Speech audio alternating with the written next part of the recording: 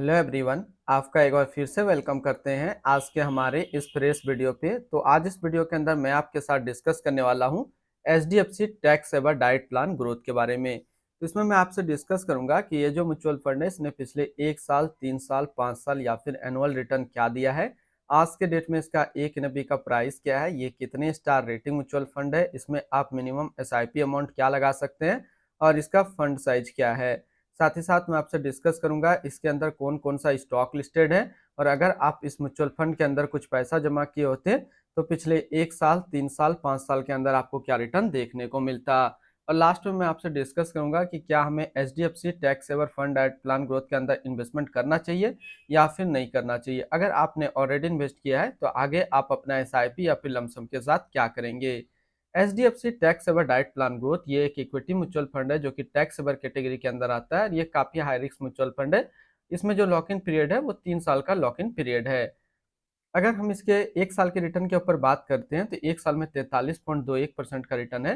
3 साल के रिटर्न के ऊपर बात करते हैं तो 3 साल में 26.09% का रिटर्न है। 5 साल के रिटर्न के बात करें तो 5 साल में 23.39% का रिटर्न है। और अगर एनुअल रिटर्न की बात करें तो एनुअल रिटर्न है 16.32% का। ध्यान देंगे, अभी जो रिटर्न मैंने आपके साथ डिस्कस किया यहाँ पे 1 साल, 3 साल या फिर 5 साल, ये इनका वन टाइम यानी कि लमसम का रिटर्न है। अगर आप एक बार में कुछ इन्वेस्टमेंट करते तो आपको ये रिटर्न देखने को मिलता। अगर आप एसआईपी के थ्रू इन्वेस्टमेंट करेंगे तो रिटर्न आपको कुछ और मिल सकता है। तो क्या रिटर्न मिल सकता है ये चीज मैं इसी वीडियो के अंदर आपके साथ डिस्कस करूंगा। अगर आपको इस तरीके का म्यूचुअल फंड का वीडियो पसंद आता हो तो एक हमारा और चैनल है जो कि अभी आपको स्क्रीन पे दिख रहा होगा। इसमें मैं कम्प्लीटली इसी तरीके का रिव्यू वीडियो अपलोड करता हूं और ये हमारा मेन चैनल है, तो एक बार जरूर आप विजिट कीजिएगा, आपको काफी अच्छा लगेगा। एनएबी के ऊपर बात करते हैं तो आज के डेट में इसका एक एनएबी का प्राइस है 1426 रुपया 15 पैसा। रेटिंग की बात करें तो ये 4 स्टार रेटिंग म्यूचुअल फंड है। इसमें आप मिनिमम एसआईपी अमाउंट 500 रुपया लगा सकते हैं और इसका फंड साइज है 16,145 करोड़ का।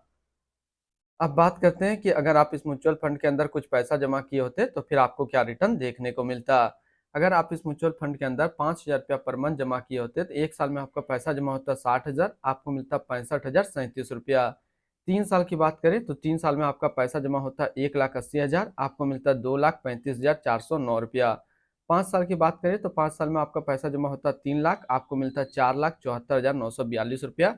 यानी 5 साल में आपको एसआईपी के थ्रू 58% का रिटर्न देखने को मिलता। अब बात करते हैं कि अगर आप इस म्यूचुअल फंड में एक बार में 1 लाख रुपया डाले होते तो 1 साल में आपका 1 लाख रुपया 1,43,210 रुपया होता। 3 साल में आपका 1 लाख रुपया 2,04,67 रुपया होता और 5 साल में आपका 1 लाख रुपया 2,86,022 रुपया होता। होल्डिंग की अगर बात करें तो इसके अंदर जो टोटल स्टॉक लिस्टेड है वो टोटल 43 स्टॉक लिस्टेड है। अगर आपने अभी तक अपना इन्वेस्टमेंट स्टार्ट नहीं किया और स्टार्ट करना चाहते हैं तो इस वीडियो के डिस्क्रिप्शन में मैंने अपना डीमेट अकाउंट का रेफरल लिंक दिया है। अगर आप मेरे रेफरल लिंक से ज्वाइन करते हैं तो आपको कुछ रिवार्ड्स देखने को मिलेगा और आपको अकाउंट ओपनिंग या फिर अकाउंट मेंटेनेंस का कोई भी चार्ज नहीं देना होगा।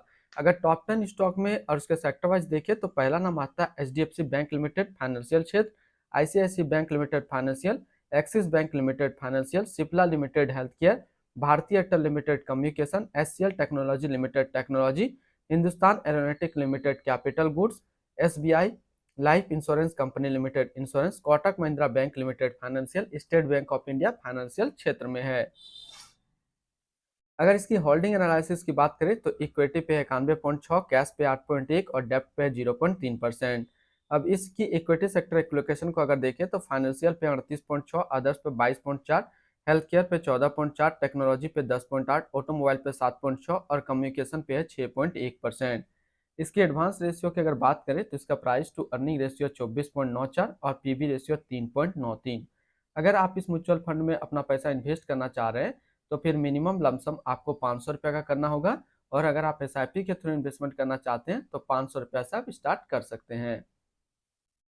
इसके रिटर्न एंड रैंकिंग के ऊपर बात करते हैं, वहीं पे आपको समझ में आएगा कि क्या हमें एचडीएफसी टैक्स सेवर फंड के अंदर इन्वेस्ट करना चाहिए या फिर नहीं करना चाहिए।